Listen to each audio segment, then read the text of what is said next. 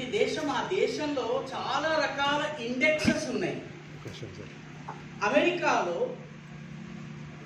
White house కి దగ్గరగా కానీ లేకపోతే పెంటగన్ కి దగ్గరగా కానీ పిజ్జాల అమ్మకం పెరిగిందనుకోండి, ఏదో ఒక దేశానికి మూడినట్టు ఆ దేశం మీద యుద్ధం వస్తున్నట్టు లెక్క.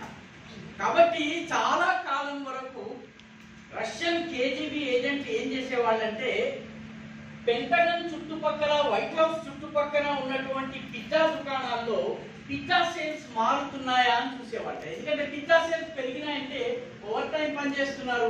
ఓవర్ టైం పనిచేస్తున్నారంటే అమెరికాలో సైన్యము లేదా గూఢచారి విభాగం ఓవర్ టైం పనిచేస్తుందంటే ఏదో ఒక దేశానికి మూడినట్టు.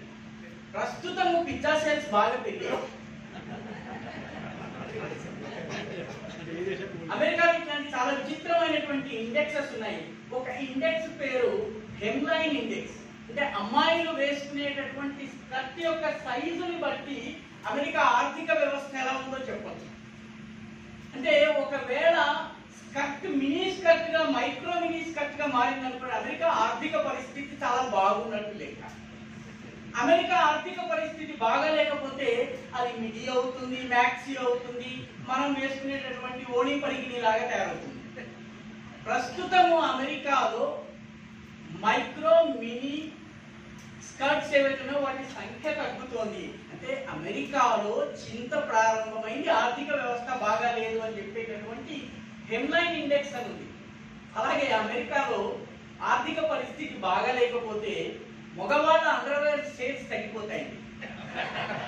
ఎందుకంటే ఇది అవసరం లేదు, మనకి ఖర్చులు తగ్గించాలంటే అన్నిటికన్నా మొట్టమొదటి తగ్గించే ఖర్చు అధిక పాపం. కాబట్టి ఎప్పుడైతే మెన్ ఇన్నర్వేర్ సేల్స్ తగ్గిపోతాయో అమెరికాలో ఆర్థిక పరిస్థితి బాగాలేదు అని అర్థం. దీన్ని హెమ్లైన్ ఇండెక్స్ అని, మెన్స్ అండర్వేర్ ఇండెక్స్ అని అంటారు. దయచేసి ఇంటర్నెట్ లో మీరు కొడితే మీకు దొరుకుతాయి.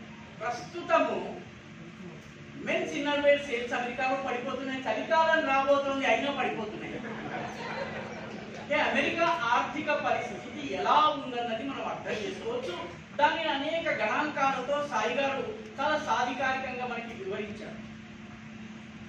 గమనించవలసినటువంటి విషయం ఏంటంటే, ఏదో మూడో ప్రపంచ యుద్ధం వస్తుంది, ఏదో యుద్ధం జరగబోతోంది, ఎక్కడో దేశానికి మూడింది అని మనం భావిస్తూ ఉంటాము. కానీ వాస్తవం ఏంటంటే, మనము మాట్లాడుతూ ఉండగా, మన ఈ సమావేశం జరుగుతున్న సమయంలో ప్రపంచంలో దాదాపు 100 యుద్ధాలు జరుగుతున్నాయి. మనలో చాలా మందికి తెలియనటువంటి యుద్ధాలు అనేకం జరుగుతున్నాయి. కొన్ని యుద్ధాలు మనకి తెలుసు. ఉదాహరణకి మిడిల్ ఈస్ట్ లో, నార్త్ ఆఫ్రికాలో యుద్ధాలు జరుగుతున్నాయి. 45 యుద్ధాలు జరుగుతున్నాయి. 45 యుద్ధాలు మనకి హూతీలు యెమెన్ లో చేస్తున్నటువంటిది, లేకపోతే గజాలో ఇజ్రాయెల్ చేస్తున్నటువంటిది, ఇరాన్ మీద ఇజ్రాయెల్ దాడి, ఇట్లాంటి కొన్ని తెలుసు. కానీ దాదాపు 45 యుద్ధాలు జరుగుతున్నాయి. ఆఫ్రికాలో 35 యుద్ధాలు జరుగుతున్నాయి. ఎరిట్రియాకి, సోమాలియాకి, ఇథియోపియాకి, ఈ రకంగా మనకి రువాండాకి, ఘానాకి యుద్ధం జరుగుతుంది. ఈ రకంగా 35 జరుగుతున్నాయి. ఏషియాలో 19 యుద్ధాలు జరుగుతున్నాయి, చిన్న పెద్ద. యూరోప్ లో 4 యుద్ధాలు మనము మాట్లాడుతున్న సమయంలో ఆర్మీనియాకి, అజర్బైజాన్కి యుద్ధం జరుగుతుంది. సైప్రస్ లో టర్కీ, గ్రీస్ యొక్క సేనలు, టర్కీ సేనలు సైప్రస్ లో యుద్ధం చేస్తున్నాయి. ఇది బహుశా ప్రపంచంలో ఎక్కడా జరగదు. 2 దేశాలు సైప్రస్ లో ఎవడ ఆధిపత్యం ఉండాలన్నది నిర్ధారించుకునేందుకు 3వ దేశంలో యుద్ధం చేస్తున్నాయి. లాటిన్ అమెరికాలో 6 యుద్ధాలు జరుగుతున్నాయి. అంటే 2023తో పోలిస్తే యుద్ధాలు, పోరాటాలు 23% పెరిగినాయి. యుద్ధాల ఇండస్ట్రీ బాగుండకపోతే ప్రపంచ అగ్రరాజ్యం యొక్క ఆయుధాల తయారీ పరిశ్రమ ఏదైతుందో సర్వనాశనం అయిపోతుంది. కాబట్టి ఈ యుద్ధాలన్నీ కొనసాగుతాయి. గమనించాల్సినటువంటి 3వ ముఖ్యమైనటువంటి విషయం ఏంటంటే, అమెరికా యొక్క ప్రపంచంలో సామ్రాజ్యవాదం ఏదైతే ఉందో, ఇతర దేశాలని శోషించి వాటిని పూర్తిగా అణచివేసి, వాటిని బానిసత్వంలో, ఆర్థిక బానిసత్వంలో నెట్టేసి వాటిని సర్వనాశనం చేసేటటువంటి ప్రయత్నం ఏదైతుందో దీన్ని సామ్రాజ్యవాదం అంటారు. కలోనియలిజం అంటారు. ఇంపీరియలిజం లేదా కలోనియలిజం.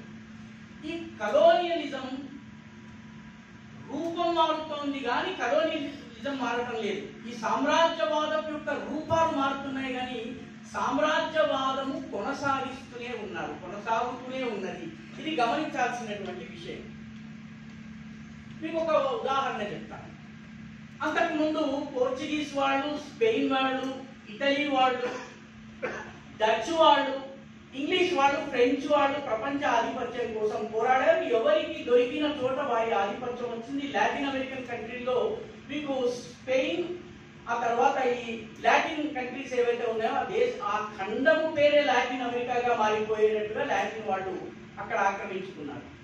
డచ్ వాళ్ళు వచ్చారు, ఇండోనేషియా, తర్వాత వియత్నాం ఇటువంటి దేశాలను వాళ్ళు ఆక్రమించుకున్నారు. ఫిలిప్పీన్స్ వంటి దేశాన్ని పోర్చుగల్ వాళ్ళు ఆక్రమించుకున్నారు.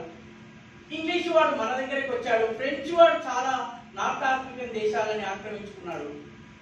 రెండవ ప్రపంచ యుద్ధం తర్వాత ఈ చాలా దేశాలు పతనావస్థకు వచ్చినాయి. సామ్రాజ్యవాదం పోలేదు, అది అమెరికా రూపంలో వచ్చింది. కాబట్టి అప్పట్లో అమెరికాకు ఒక విదేశ వ్యవహారాల మంత్రి ఉండేవాడు. ఆయన పేరు జాన్ ఫాస్టర్ డల్లెస్. ఇక్కడ ఉన్నటువంటి పాత తరం వాళ్ళకి ఆయన పేరు తెలుస్తుంది. ఆయన అమెరికన్ సామ్రాజ్యవాదం కొనసాగించడానికి 2 పద్ధతులను అవలంబించాడు. ఒకటి, ప్రపంచవ్యాప్తంగా సైనిక ఒప్పందాలు చేసుకున్నారు. ఆ సైనిక ఒప్పందాల్లో భాగంగా కమ్యూనిజాన్ని అణిచివేసే పేరిట పాకిస్తాన్ తోటి వాళ్ళు సహకరించారు. పాకిస్తాన్తో సైనిక ఒప్పందం చేస్తున్నారు. పాకిస్తాన్ కి భారత్ కి యుద్ధం జరిగితే పదే పాకిస్తాన్ 10 సార్లు దెబ్బతిన్నా మళ్ళీ ఎందుకు మనతో యుద్ధం చేస్తుందంటే దానికి సెంట్కామ్ అంటే సెంట్రల్ కమాండ్ ఏదైతే ఉందో అమెరికా యొక్క సెంట్రల్ కమాండ్ లో దానికి సభ్యత్వం ఉంది కాబట్టి అమెరికన్ ఆయుధాలు దానికి లభిస్తాయి. కాబట్టి కలోనియలిజం అనేది మిలిటరీ అలయన్సెస్ ద్వారా సామ్రాజ్యవాదాన్ని పెంచారు. ప్రపంచంలో 700 దేశాల్లో అమెరికా యొక్క మిలిటరీ స్థావరాలు ఉన్నాయి. మన హిందూ మహాసముద్రంలో దీపో గార్సియాలో ఉండేది. మొన్న ఆపరేషన్ సింధూర్లో నూర్ ఖాన్ ఎయిర్ బేస్ మీద దాడి చేస్తే పాకిస్తాన్ కన్నా ఎక్కువ బాధపడిన దేశం అమెరికా. కారణం ఏంటంటే అది వాళ్ళ బేస్. కాబట్టి 700 ఇటువంటి బేసెస్, మిలిటరీ అలయన్సెస్. రెండవది, తన సామ్రాజ్యవాదాన్ని పెంచి పోషించేందుకు, బలోపేతం చేసేందుకు అమెరికా ప్రపంచంలో ఉన్నటువంటి క్రైస్తవ మిషనరీ సంస్థలన్నింటినీ కలిపి world council of churches WCC దీనికి ఏర్పాటు చేసింది. ఈ కాబట్టి మన దేశంలో ఏదైతే కార్యకలాపాలు జరుగుతుంటాయో న్యూక్లియర్ రియాక్టర్ పెట్టగానే కులంకులంలో ఉన్నటువంటి మిషనరీలు ఉద్యమం చేస్తారు. ఎందుకు ఉద్యమం చేస్తున్నారు? వరల్డ్ కౌన్సిల్ ఆఫ్ చర్చెస్ యొక్క ఆదేశాలు. వరల్డ్ కౌన్సిల్ ఆఫ్ చర్చెస్ ని ప్రారంభించింది ఎవరు? John Foster Dulles. ఆయన ఎవరు? అమెరికా యొక్క విదేశ వ్యవహారాల మంత్రి. ఇది మనము రకరకాల సిద్ధాంతాలతో కొన్నాళ్ళు వీళ్ళు క్లాష్ ఆఫ్ సివిలైజేషన్స్ అని చెప్పారు. నాగరికతల సంఘర్షణ అనే పేరు చెప్పారు. ముస్లిమేతరులకి మధ్య సంఘర్షణ అనివార్యము అని చెప్పారు. అది తప్పని తేలిపోయింది. ఎందుకంటే ముస్లిం దేశాలతో సంఘర్షిస్తున్న ఈ రోజు పాకిస్తాన్ యొక్క అతిపెద్ద శత్రువు భారతదేశం కాదు, ఆఫ్ఘనిస్తాన్. ఇరాన్ యొక్క అతిపెద్ద శత్రువు సౌదీ అరేబియా. కాబట్టి క్లాష్ ఆఫ్ సివిలైజేషన్స్ పేరు మీద శామ్యూల్ హంటింగ్టన్ ఒక రాజకీయ సిద్ధాంతాన్ని తీసుకొచ్చి మన యూనివర్సిటీలో మన చేత చదివిస్తున్నది అది తప్పని తేలింది. కానీ సామ్రాజ్యవాదం యొక్క రూపం ఈ రోజుకి కొనసాగుతుంది. 1946 నుంచి 2000 సంవత్సరం వరకు ఒక రీసెర్చ్ జరిగింది. ఆ రీసెర్చ్ ప్రకారము 84 దేశాల్లో అధికార మార్పిడి అమెరికా యొక్క ప్రోత్సాహంతో, ప్రోద్బలంతో, అమెరికన్ ఏజెంట్ల సహకారంతో జరిగింది. తాజా ఉదాహరణ మీకు ఇస్తాను. ఆ దేశం పేరు ఈస్ట్ తిమోర్. ఈస్ట్ తిమోర్ దేశం ఇండోనేషియాలో అంతర్భాగంగా ఉండేది. అక్కడ జనాభా మారిపోయింది. ముస్లింల నుంచి క్రైస్తవులుగా మారారు. క్రైస్తవులుగా మారిన తర్వాత అది వేరే దేశంగా మారింది. తిమోర్ లెస్టే అనేటటువంటి దేశం ఏర్పాటైంది. ఇది రెజిమ్ చేంజ్ ఆపరేషన్స్ లో ఒక భాగం. కొన్ని ఉదాహరణలు, మనం ప్రపంచ పటం మారడం లేదని అనుకుంటాము. ప్రతి 20 సంవత్సరాలకి యూరోప్ యొక్క మ్యాప్ మారిపోతుందండి. మనలో ఎవరైనా పొలిటికల్ సైన్స్ చదివేటటువంటి లేకపోతే అట్లాస్ని రెగ్యులర్ గా చూసే అలవాటు ఉన్నవాడు ఉంటే ప్రతి 20-25 సంవత్సరాలకి యూరోప్ మ్యాప్ మారిపోతుంది. ఇది తన యొక్క ఇంటర్నేషనల్ ఇంపీరియల్ ఇంట్రెస్ట్ లో భాగంగా ఈ మార్పులు జరుగుతాయి. కొన్ని ఉదాహరణలు మీకు ఇస్తాను. ఉదాహరణకి కొసావో అనే సర్బియా అనేటటువంటి దేశంలో అల్బానియన్ ముస్లిం ప్రజలు ఎక్కువగా ఉన్నటువంటి భాగం వేరే దేశం అయిపోయింది 2008లో. క్రొయేషియా 1991లో ఏర్పాటైంది. 1991కి ముందుకు క్రొయేషియా లేదు. మాంటెనెగ్రో 2006లో ఏర్పాటైంది, ఇది యూరోపియన్ దేశం. స్లోవేనియా 1991లో, సర్బియా 2003లో, బోస్నియా 1992లో, 1991లో ఒక దేశం ఆవిర్భవించింది. 2002లో 2023లో దేశం ప్రపంచ పటం నుంచి అంతరించింది. మీకు ఎవరికైనా ఆ దేశం పేరు తెలిసినంటే ఆ దేశం పేరు నొగార్నో కారబాఖ్. ఈ నొగార్నో కారబాఖ్ అనేది అజర్బైజాన్ అనే ముస్లిం దేశంలో ఉన్నటువంటి ఆర్మీనియన్ ఎన్క్లేవ్. ఆర్మీనియన్ జనాభా ఎక్కువగా ఉంది. వాళ్ళు 1991లో స్వాతంత్రాన్ని ప్రకటించుకున్నారు. కొన్ని దేశాలు గుర్తించాయి, ఆర్మీనియా గుర్తించింది. కానీ దానికోసం యుద్ధం జరిగింది. 2023లో అజర్బైజాన్ యుద్ధంలో గెలుచుకున్న తర్వాత ప్రపంచ పటం నుంచి ఆ దేశాన్ని తొలగించింది. ఆ దేశంలో ఉన్నటువంటి ఆర్మీనియన్ ప్రజలందరూ కూడా ఆర్మీనియాకి పారిపోయారు. దాదాపు 1,500,000 జనాభా. వాళ్ళకి ఒకే ఎస్కేప్ రూట్ ఇస్తే కేవలం ఒకళ్ళ తర్వాత ఒకళ్ళు నడుచుకుంటూ వెళ్ళి, ఒక సింగిల్ ఫైల్లో నడుచుకుంటూ వెళ్ళి వాళ్ళు ఆర్మీనియాకి వెళ్ళిపోయారు 2023లో.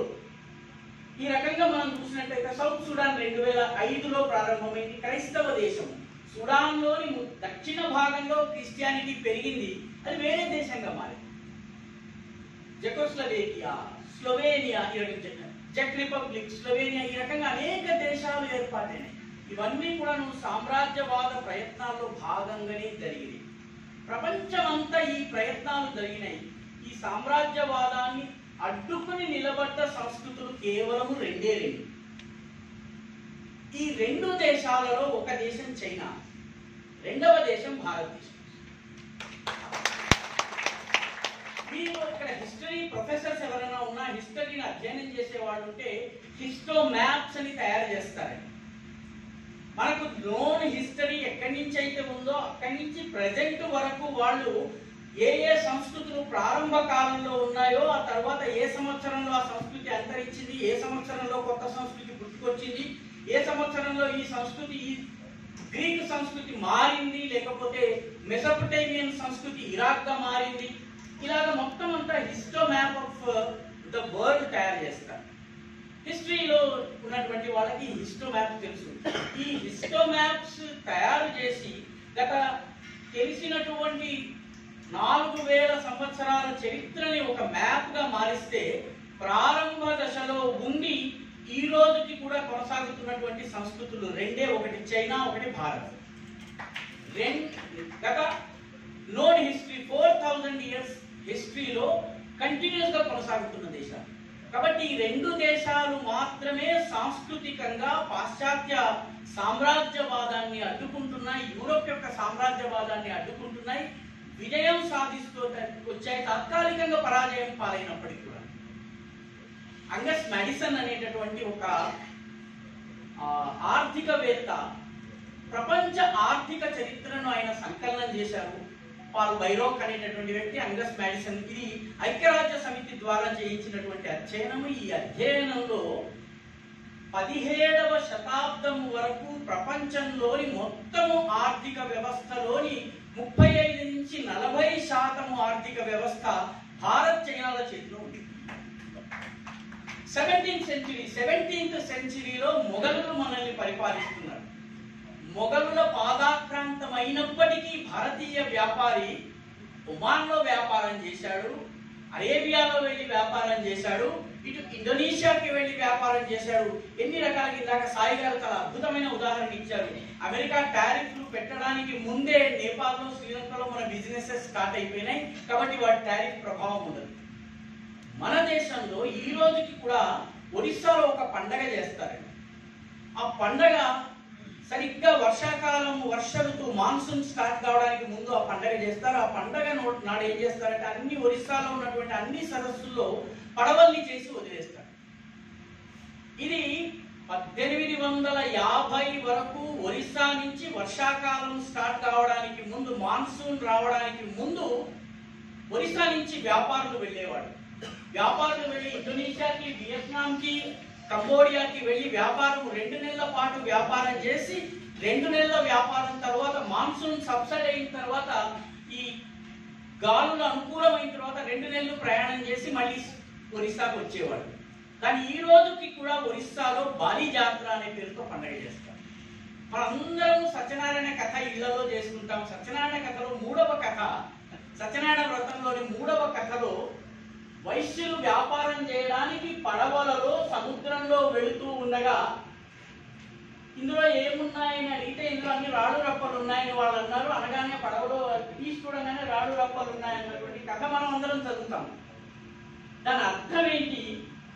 భారతీయ వ్యాపారులు, తెలుగు వ్యాపారులు, ఆంధ్రప్రదేశ్ తెలంగాణలకి చెందినటువంటి వ్యాపారులు సముద్ర మార్గంలో వెళ్ళి వ్యాపారం చేసి వచ్చేవాళ్ళు. సరే, కథ ఏంటనేది పక్కన పెడితే సత్యనారాయణ కథ ఈ రోజుకి కూడా మన సముద్ర వ్యాపారపు కథని చెప్తున్నాం. సత్యనారాయణ కథ 3వ కథ. మొట్టమొదటి కథ బ్రాహ్మణుడికి సంబంధించింది. 2వ కథ రాజుగారు వెళ్తారు, గొల్లవాడు ప్రసాదం ఇస్తే పాడేస్తాడు, ఆయన రాజ్యం పోతుంది. తర్వాత మళ్ళీ ప్రసాదం స్వీకరిస్తూ వస్తుంది. 3వ కథలో వైశ్యులు వస్తారు, ఈయన సముద్రయానం చేస్తూ ఉంటాడు. ఇది మనందరికీ తెలిసినట్టు మన ఇంట్లో 5 సత్యనారాయణ వ్రత కథల్లో 3వ కథ సముద్రయానానికి సంబంధించిన కథ. ఎందుకు చెప్తున్నానంటే భారతీయ సంస్కృతిలో కేవలము ధర్మము, పూజ, అభిషేకాలు మాత్రమే కాదు, మన వ్యాపారము కూడా ఒక అంతర్భాగమే. ఇండోనేషియాలో కావచ్చు, వియత్నాంలో కావచ్చు, కంబోడియాలో కావచ్చు, భారతీయ వ్యాపారుల వల్లనే హైందవ ధర్మం వెళ్ళింది. భారతీయ వ్యాపారుల వల్ల హైందవ ధర్మం వెళ్ళింది. మీకు తెలుసునో లేదో, ప్రపంచంలోని మొట్టమొదటి బ్యాంకు ఒమాన్లో ఉన్నటువంటి గుజరాతీ వ్యాపారులు వెళ్ళిన తరువాత ఈ గుజరాతీ వ్యాపారులు తమ దగ్గర ఉన్నటువంటి డబ్బుని తీసుకొస్తే సముద్రపు దొంగలు కొట్టేస్తారు కాబట్టి అక్కడ సన్యాసులు ఉండేవాళ్ళు, హిందూ సన్యాసులు, గుజరాతీ గోస్వామి సన్యాసులు. ఆ గోస్వామి గారి దగ్గర డబ్బు పెట్టి ఆ డబ్బుకి ఒక పత్రం తీసుకొచ్చేవాళ్ళు.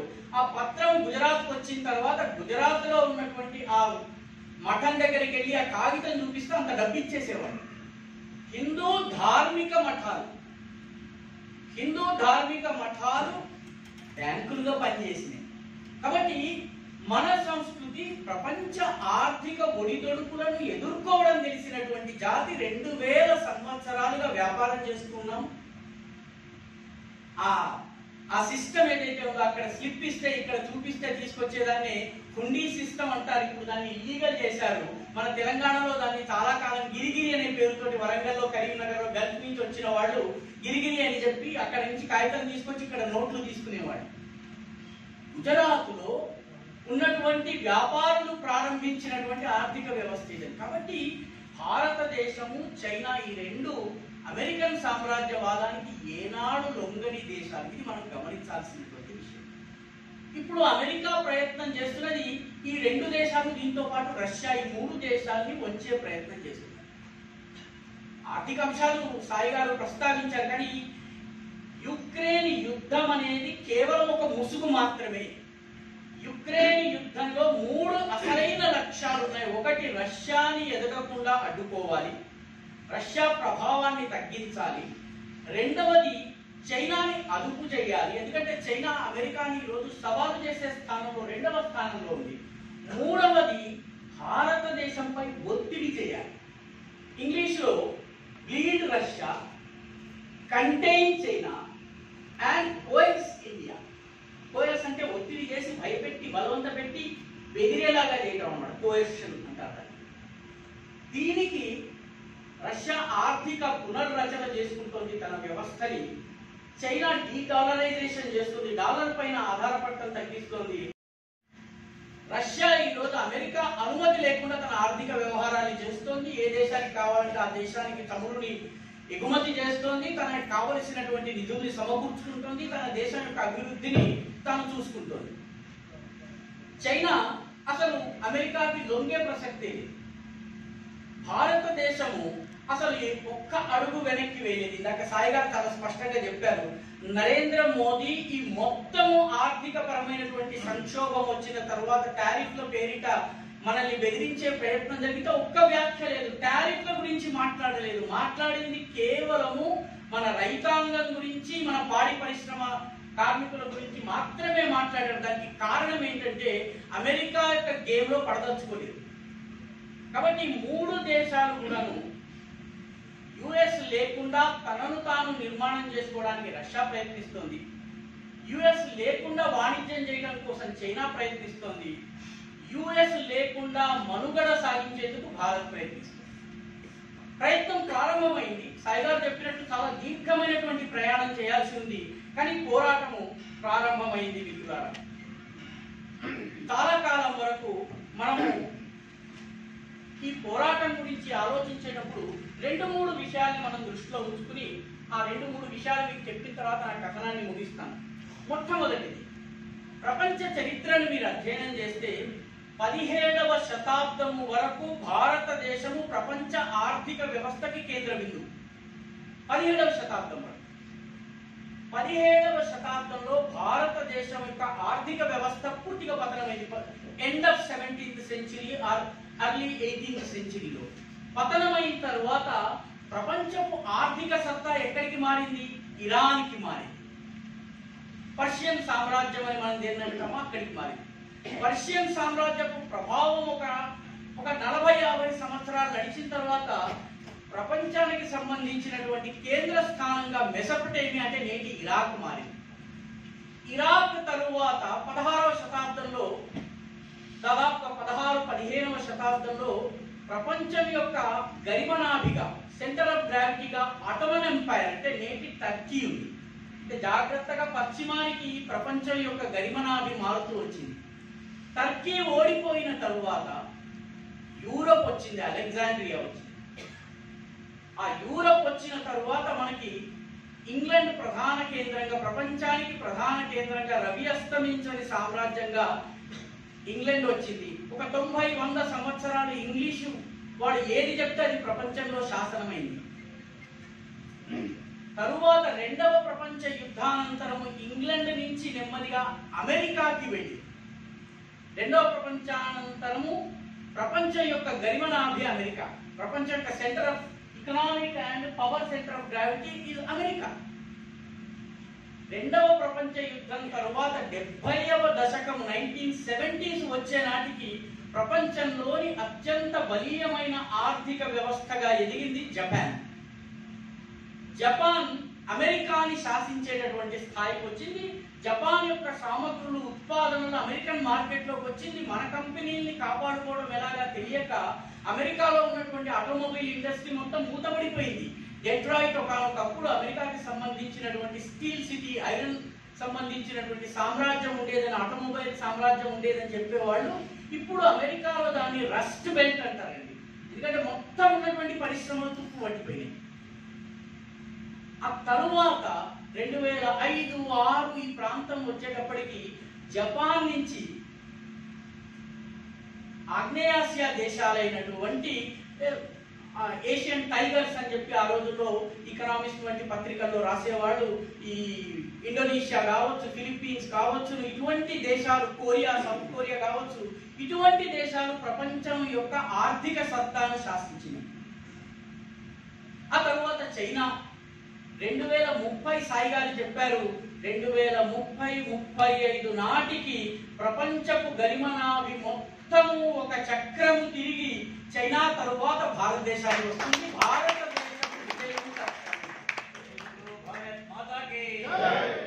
మీరు గమనించినట్లయితే ప్రపంచం యొక్క ఆర్థిక గరిమనాభి, సామ్రాజ్యవాద గరిమనాభి, centre gravity has been shifting towards the west. అలా మారుతూ మారుతూ మారుతూ తిరిగి భూమి గుండ్రంగా ఉంది కాబట్టి మళ్ళీ ఇండియాకు వస్తుంది. భారతదేశానికి మళ్ళీ ప్రపంచం యొక్క జగద్గురువుగా ఉండేటటువంటి అధికారము, ఆ శక్తిని మనము సంపాదించబోతున్నాము. వివేకానంద స్వామి ఒక మాట చెప్పారు. వివేకానంద స్వామి రామకృష్ణ పరమహంస పుట్టినటువంటి సంవత్సరం 1836. ఈ 1836 నవశకానికి నాంది అని చెప్పారు. ఆయన అన్నారు, భారతదేశం యొక్క భవ్యమైనటువంటి రూపము ప్రపంచము జగన్మాతగా, జగజ్జేతగా, జగద్గురువుగా భారతదేశము విస్తరిస్తున్నటువంటి ప్రకాశిస్తున్నటువంటి దృశ్యము నా కళ్ళ ముందు కనిపిస్తున్నది. భారతీయులారా, చాలా స్పష్టంగా నాకు కనిపిస్తున్నది ఏంటంటే ఇండియా యొక్క ఉత్థానం. అందుకనే రాబోయే 50 సంవత్సరాలు మిగతా దేవి దేవతలందరినీ కట్టిపెట్టేసి సముద్రంలో పారేయండి. స్వామి వివేకానందుడి మాటలు. సముద్రంలో పారేసి ఒక్క భారత మాతనే ఆరాధించండి అన్నారు. 1836 ఋషి అరవిందులు తమ రచనల్లో ఆయన చెప్పినటువంటి మాట ఏంటంటే, యుగ సంధి ఒక యుగం నుంచి మరొక యుగానికి మారడానికి 175 సంవత్సరాలు పడుతుంది అని చెప్పారు. 175 సంవత్సరాలు 1836 టు 175ని ప్లస్ చేసి కూడి చేసి మనం లెక్క తీస్తే 2011. మనం ఇప్పుడు 2025లో ఉన్నాం. 2025లో స్వామి వివేకానందునికి భారతదేశం యొక్క భవ్యమైన దివ్యమైన జగన్మాత రూపం ఏదైతే ఆయన దర్శించారో అది యావత్ ప్రపంచానికి కనిపించేటటువంటి రోజు వస్తున్నది మిత్రులారా. కాబట్టి ఈ ఆంక్షలను చూసి మనము బెదరవలసినటువంటి పని లేదు. ప్రపంచంలో ఒక అధ్యయనం జరిగింది. ఎఫ్సి రుమెల్ అనేటటువంటి పొలిటికల్ సైంటిస్టు ప్రపంచంలో జరిగినటువంటి చరిత్ర నోన్ హిస్టరీలో జరిగినటువంటి మొత్తం అన్ని నరమేధాలు, సైన్యాలు చేసినటువంటి నరమేధాలు మొత్తము ఆయన డాక్యుమెంట్ చేశారు. డాక్యుమెంట్ చేసిన తర్వాత ఆయన తేల్చింది ఏంటంటే 140 crore పీపుల్ యుద్ధాల్లో చచ్చిపోయారు. 140 కోట్ల మంది ప్రజలు రకరకాల యుద్ధాల్లో చచ్చిపోయారు. ఈ 140 కోట్ల మంది చనిపోయినటువంటి ఈ యుద్ధాలు ఏవైతే ఉన్నాయో భారతదేశానికి వస్తే భారతదేశంలో 12వ శతాబ్దపు చివరి భాగము 13వ శతాబ్దం యొక్క ప్రారంభ భాగంలోనే నరమేధాలు నమోదయ్యాయి. అంతకు ముందు నమోదైన ఏకైక యుద్ధము అశోకుడు చేసినటువంటి కళింగ యుద్ధం. దాని తరువాత 12-13 శతాబ్దంలో ఎందుకు జరిగింది? ఖిల్జీలు వచ్చారు, గోరీలు వచ్చారు, గజనీలు వచ్చారు, మిగతా మొఘలులు వచ్చారు, వాళ్ళు వచ్చారు, వీళ్ళు వచ్చారు. నరమేధాలు హత్యల పర్వము మన దేశంలో స్టార్ట్ అయింది 13th సెంచరీ మధ్య భాగం నుంచి, లేదా 12th century 11th and 12th 13th 14th ఈ 400 సంవత్సరాల్లో మాత్రమే నమోదైంది. కాబట్టి భారతదేశము ప్రపంచము పైన యుద్ధం చేసినటువంటి దేశం కాదు. ప్రపంచాన్ని కృణ్వంతో విశ్వవార్యం అన్నటువంటి ప్రపంచాన్ని ఆర్యమయం చేయమన్నటువంటి భావనతోటి అందరూ కూడా అమృతస్య పుత్రులు అన్నటువంటి భావనతోటి అయం నిజ పరోవేత్తి గణనాల విజేతసాం ఉదార చరితానాంతు వసుదైవ కుటుంబకం, ప్రపంచమంతా ఒక కుటుంబం అన్న భావనతోటి ప్రపంచంలోకి వెళుతుంది. కాబట్టే భారతదేశపు ఉత్థానంతో ప్రపంచ శాంతి సాధ్యమవుతుంది. ప్రపంచ శాంతికి భారత ఉత్థానము మాత్రమే మార్గం. మిగతా ఏ సంస్కృతి ద్వారా ఇది సాధ్యం కాదు. కాబట్టి భారత్ యొక్క ఉత్థానం అనేది స్వామి వివేకానందుడు చెప్పినట్టుగా భారత్ యొక్క పునరుత్థానము ఇది ప్రపంచానికి అవసరం.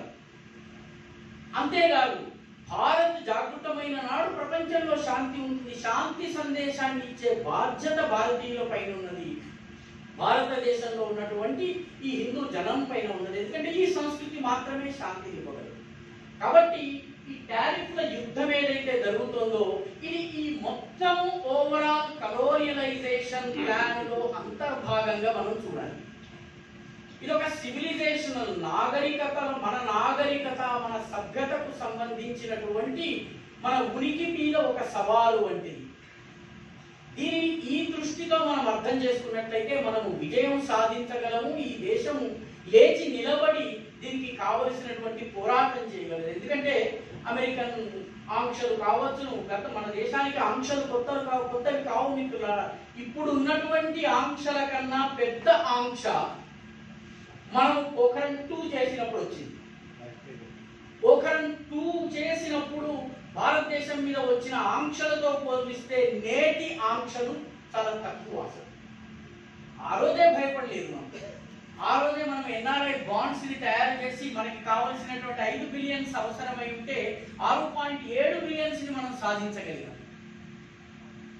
ఈ దేశంలో ఒక రాష్ట్రపు ముఖ్యమంత్రికి నేను వీసా ఇవ్వను అని చెప్పి అమెరికా చెప్పింది. ఈయన అడగలేదు వీసా. మేము ఇవ్వము అని చెప్పి అన్ని దేశాలు చెప్పినాయి. చెప్పినప్పుడు ఆయన అమెరికాలో కోవిడ్ వచ్చిన తరువాత జూమ్ ద్వారా మనము ఆన్లైన్ సమావేశాలు చేసుకుంటున్నటువంటి మనకు 2002 తరువాత గుజరాత్లోని అహ్మదాబాద్ దగ్గర ఉన్నటువంటి గాంధీనగర్లో కూర్చుని ఒక రాష్ట్రపు ముఖ్యమంత్రి అమెరికాలో ఉన్నటువంటి తన రాష్ట్ర పౌరులు ఎవరైతే ఉన్నారో వాళ్ళతో మాట్లాడగలిగాడు. ఆ వ్యక్తి పేరు నేను మీకు చెప్పనవసరం లేదు. ఆ తరువాత ఆ వ్యక్తికి ఎర్రతివాచి పరిచి మరి పాస్పోర్ట్ ఇచ్చి వీసాలు అవసరం లేనటువంటి స్వాగతాన్ని ఆయనకి ఇచ్చి మై గుడ్ ఫ్రెండ్ అని చెప్పి నువ్వు వచ్చి అడిగితే, నువ్వు వచ్చి నా దగ్గర మీటింగ్ చేస్తే నేను ఎన్నికల్లో గెలుస్తాను నాయన రా అని చెప్పేసి అమెరికన్ రాష్ట్రపతులు వచ్చి మన దగ్గర దాదాపు యాచన చేసే పరిస్థితి వచ్చింది. కాబట్టి ఆంక్షలు మనకి కొత్తవి కావు. భారత్ పునరుత్థాన ప్రయాణంలో ఇవి కేవలం చిన్నపాటి ఆటంకాలు మాత్రమే. ఈ చిన్నపాటి ఆటంకాల్ని దేశం దాటుతుంది. అరవిందులు, వివేకానందులు చెప్పినట్టుగా భారత్ జగన్మాతగా, జగద్గురువుగా, జగజ్జేతగా ప్రపంచానికి శాంతి సందేశం ఇచ్చేటటువంటి తన పవిత్ర బాధ్యతను నెరవేర్చుకునే స్థితికి వస్తుంది. దానిలో ఈ ఆటంకాలు ఏవైతే ఉన్నాయో వీటిని మనం చూడవలసింది. కంసుడు పంపించిన ప్రళంబాసురుడు, ఆ ఆసురుడు, ఈ ఆసురుడు ఏ పని చేశారో ప్రస్తుతం ఇవన్నీ కూడా అదే పని చేస్తాయి.